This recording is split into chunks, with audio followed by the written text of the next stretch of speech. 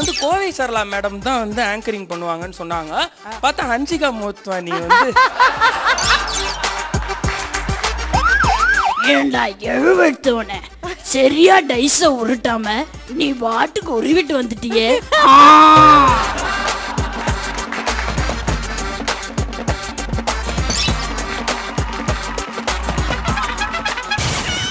அப்படியே ஒரு dream song.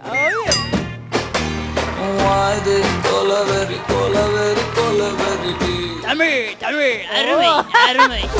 பாசப்பறவைகள் இன்று காலை 9:30க்கு நமது கலைஞர் தொலைக்காட்சி